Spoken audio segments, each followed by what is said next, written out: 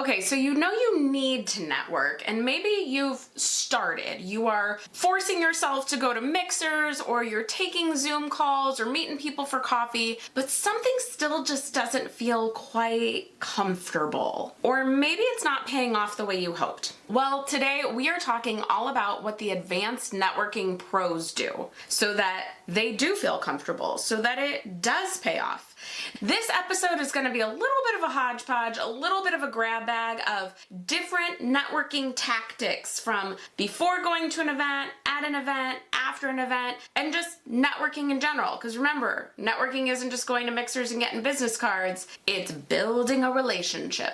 But basically, it's a lot of the nuanced advice that I don't think gets shared enough. So today I'm spilling the tea, including I am going to share with you the simple tactic hack strategy that I normally only give to paying clients that everyone says is like the easiest, greatest. Why didn't I think of that? Some may have called it brilliant tactic that you need to have in your arsenal to become a great, authentic networker. Welcome to Creating Opportunities, the podcast for professionals who know that building relationships isn't just a soft skill, it's a career advantage. I'm Cassandra Thompson, and every week we talk about how to better connect in our work lives. Whether you're leading a team, landing a client, or frankly, just feel disconnected in your day-to-day, this podcast is here to help. Okay, so let's go through what expert networkers do to feel comfortable at events and continue to build those relationships into long-lasting, fruitful endeavors. First thing they do,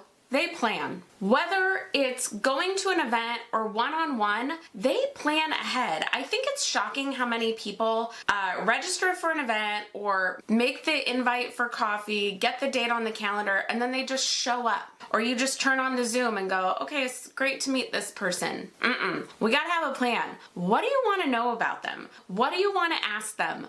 What is your intention? What's your goal? It might not happen on this call, but if you don't come with any plan of what you're hoping to get out of it, we can't be shocked when we don't get anything out of it. So the advanced networkers, those real relationship builders, they come with a plan. Now, it might not even be what they need to get. How do they want to serve? There are certain events that I go to where it's just like, let's see who I can help at this event. I don't really need anything right now. Let me see who I can help. That's still a plan. Also, they're looking at who's going. Who do they want to talk to? So we go with intention.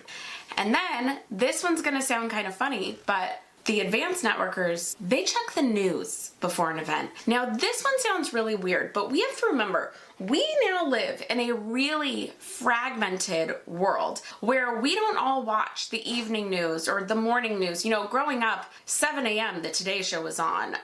Even when I was in my 20s, I'd get up and turn on the local news on Channel 4 and listen to the local news and then watch the Today Show. So even if I wasn't sitting down watching it, most of us were taking in something like that we had a general idea of what was going on in the world. We don't all the time anymore, and news changes fast. So I'm not saying you have to watch the news every day, but before an event, go get yourself some news. Go open the front page of Fox or CNN, or even just open Twitter and see what the headlines are, or X, whatever we're calling it now. See what the headlines are, because here's the thing. It's just a safety check. If you don't check it, if two things can happen, neither of which we want. One, you accidentally step in it. You say something that you don't think should be a big deal, but some big catastrophic event just happened and it affects that in some way. Like you say something about a town and it just turns out they had a mass incident. I'm not going to say the word, a mass incident in that town. Or you don't want to accidentally say something that could be insensitive. The other is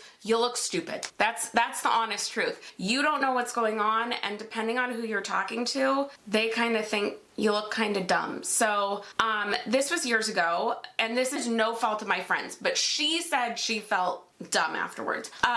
She was going to our big regional conference, regional meaning like the whole Western Seaboard, regional conference in Seattle. And there had been massive fires in California, but it was in Northern California, and we're in Southern California, but she's going to meet people in Seattle, and they don't know this. And I mean, these fires were national news. These were those San Jose-ish related fires that took out whole neighborhoods, right? Like huge amounts of tract homes, and people died, and it was a big deal. Well, she wasn't really aware of the news, and she got to the event, and the second she'd say she was from California, people would go, oh my gosh, do you know anyone in the fires? Are you okay? And she would go, what fires? What are you talking about? And people looked at her like, what do you mean, what are we talking about? It is everywhere right now. It would be like the Pacific Palisades fires that just happened in February, and going, what do you mean? What are the fires? Like, they were everywhere. So just watch the news. I had a friend one time, this one will hit some of you, and some of you are going to be on the side of my friend. We were in line for coffee one day, and I got some notification that, I don't know why I got the notification, this is years ago, but like it came up on my phone, or maybe I checked X, and it said John McCain died. And I just went, oh, John McCain died. And my friend went, oh, was he sick? Well, if you had been keeping up with the news just this much, you would have known he'd been sick for a long time. So advanced networkers, they're up to date on the news, not because they want to get into political conversations or talk about the economics of anything, unless you're in those industries, but they keep up on the news so that they just don't accidentally step in it or look dumb. Next up, entering the room. Advanced networkers, the networking pros, they know that they need to hype themselves up to enter a room. Entering a room, you need to come in with a little bit of confidence. You don't want to enter a room going, I'm so scared. Oh, it's so nerve-wracking to network. No, we need to feel confident. So there are a couple of tactics you can use to feel confident entering a room. Number one, do you want to channel a celebrity? Do you want to pretend you're someone else? The person you channel changes how you feel. I always like to say Beyonce is going to come into a room different than Reese Witherspoon. They're both going to come in confident, but the way that confidence presents is going to be a little different. But seriously, think about who is that person that you know would enter this room like, yeah, I'm here.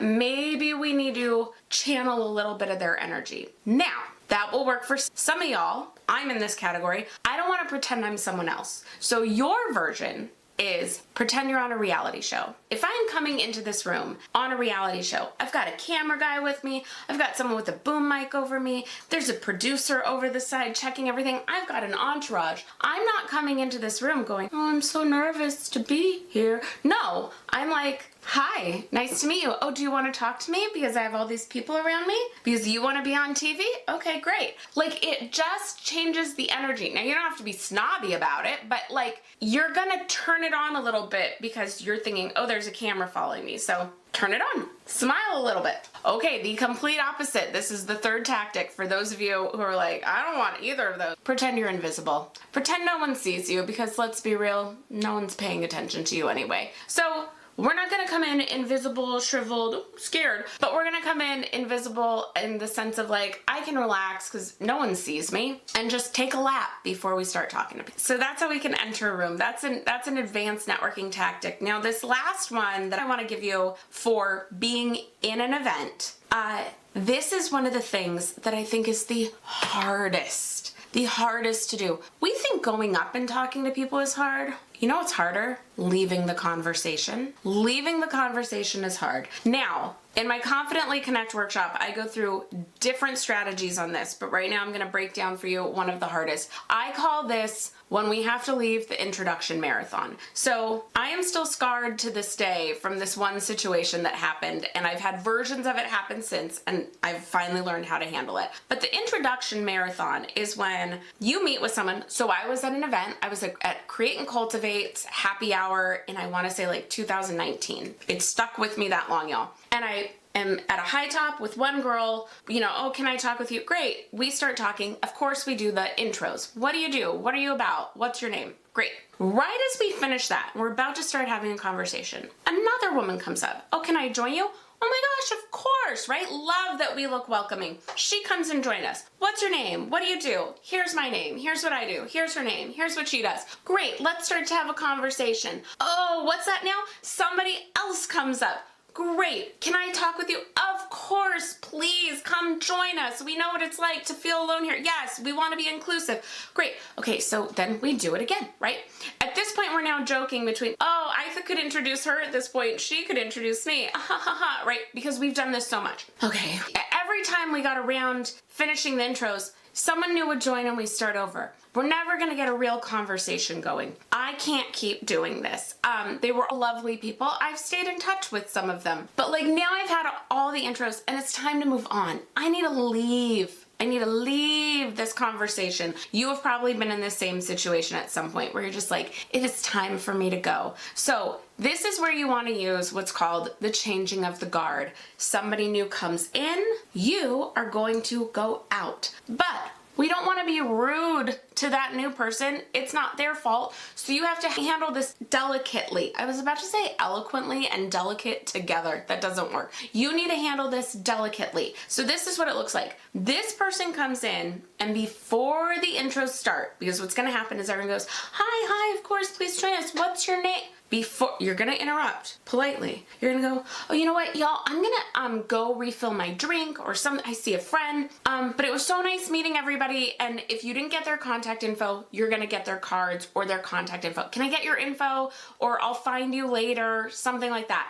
And then, because this new person, because let's be real, if you were this new person, you would go, oh, did I do something? So sorry. You're gonna look at this new person, you're gonna go, sorry, I just really want to refill my drink, but what's your name? And you're gonna get their name and you're gonna go, it's so nice to meet you. I hope I get to talk to you later. Or, oh, it's so great to meet you too. Can I get your card in case we don't see each other later? I'd love to keep in touch. We wanna give them respect. We don't want them to feel they were the problem, but we just can't do this again. So that's how we leave.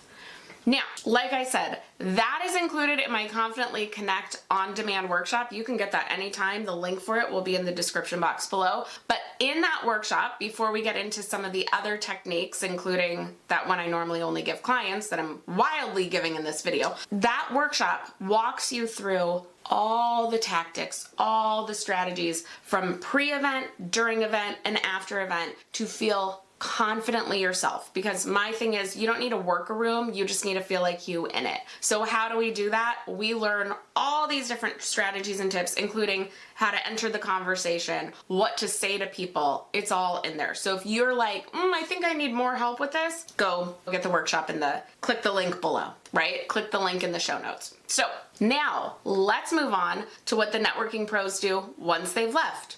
Networking pros follow up. Now here's the thing, y'all. This is where going to a mixer becomes actual relationship building. And it is what I would say, I'm gonna say 99% of people don't do. The amount of people that I am the first to follow up is shocking. In fact, the amount of people who followed up with me first, I can count on one hand. And it's not because people have bad intentions. People are busy. People don't prioritize people over productivity, and they're just not on it. So if you want to be good at this, if you want to be the person that builds great relationships, honestly, just make life better on top of create new opportunities for you, you're going to have to go first. So you're going to be the one to follow up and ask for a coffee and ask for a Zoom or keep in touch or share something you have in common down the road, or 6 months from now say, hey, I thought of you today, how's it going? The advanced networkers, the pros, that's what they spend a lot of their time doing. Now next week, we're gonna talk about the most underrated way to do that. Not most underrated, just the simplest overlooked way to stay top of mind. So stay tuned for that next week. But advanced pros, it sounds so simple, but 99% of people don't do it. So if you follow up, congratulations, you're advanced, you're an expert. And now for the tip that I normally only give clients. This is a pro move. I can't believe I'm gonna share this. Okay, so this is literally the amount of people who go, that is brilliant, that is genius.